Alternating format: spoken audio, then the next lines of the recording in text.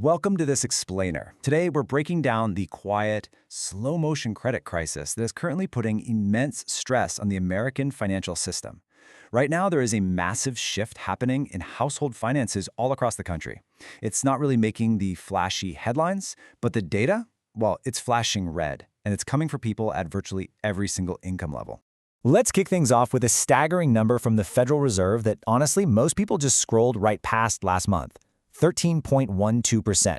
That is the percentage of credit card accounts that were 90 or more days delinquent in the first quarter of 2026. Just let that sink in for a second. This marks a 15-year high, and we're rapidly approaching the peak levels we saw right after the 2008 Great Recession. But here's the thing.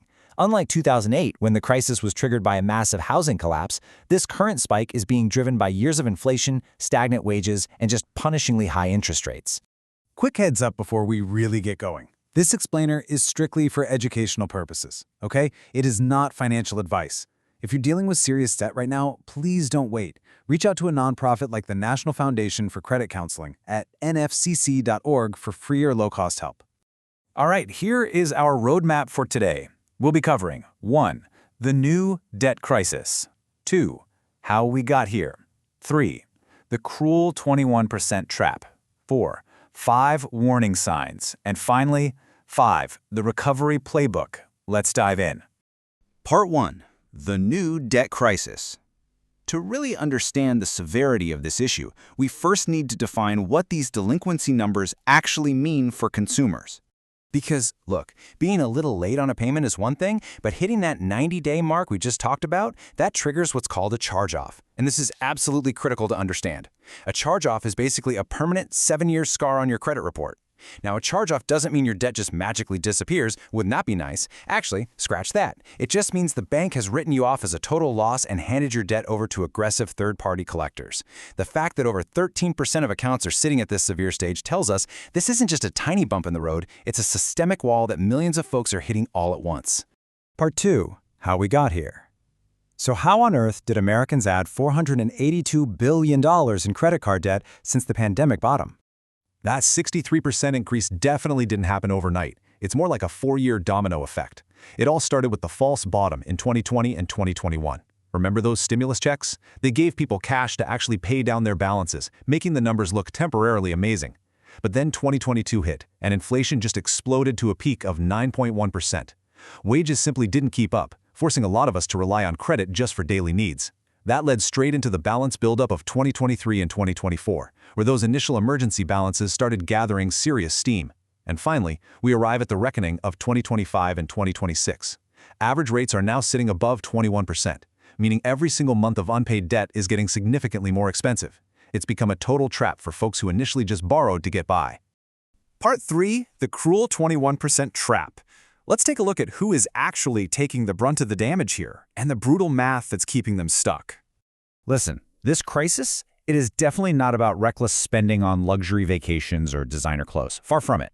Over half of consumers, literally 53% to be exact, are now forced to swipe their credit cards simply to cover the bare basics like groceries, utilities, and housing. When you're using high-interest debt to buy eggs and keep the lights on, your income is structurally insufficient for your expenses. At that point, the credit card is really just masking a problem that grows more and more expensive every single month. We're seeing a classic K-shaped economy here, and it's aggressively squeezing some very specific groups. Gen Z, for example, is facing astronomical rent with starter salaries that just haven't kept pace. We're seeing subprime borrowers, anyone with a credit score under 620, taking a massive hit because they have absolutely zero financial margin. Small regional bank customers are struggling too, mostly because the top-tier issuers tightened their rules years ago, which pushed riskier loans down to the smaller banks.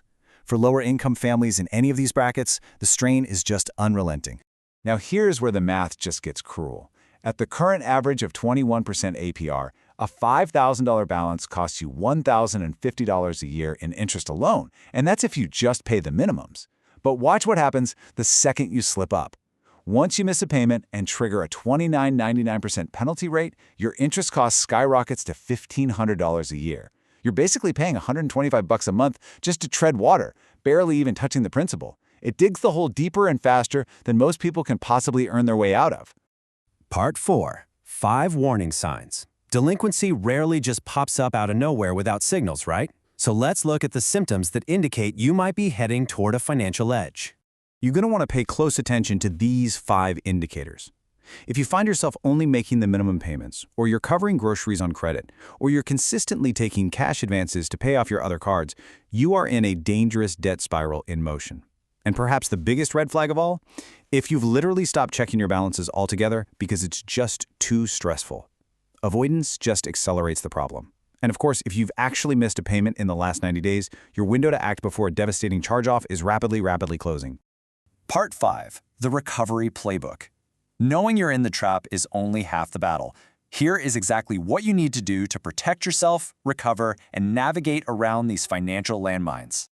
Okay, if you're currently keeping up but you're really struggling, step 1, you must stop digging the hole immediately.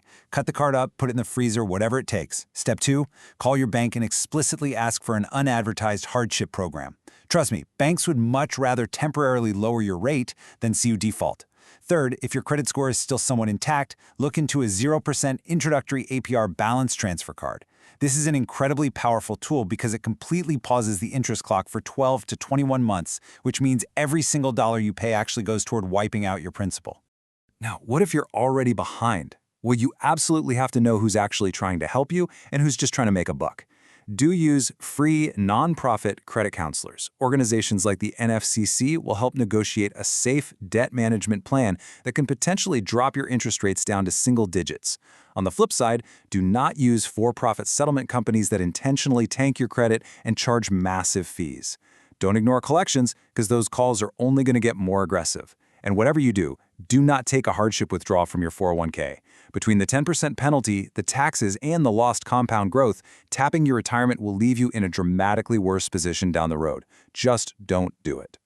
Look, the 21% trap is a harsh reality for so many right now, but with a structured approach, you absolutely can escape it. I want to leave you with this final thought. Are you currently carrying a balance? And honestly, do you even know what your APR is right now? Go check it today. Seriously, there's zero judgment here. Let's just talk about it in the comments below. And please, remember to hit that like button, share this explainer with someone who really needs to hear it, and subscribe to SenseWise for more economic insights. Stay smart out there, and I'll catch you in the next explainer.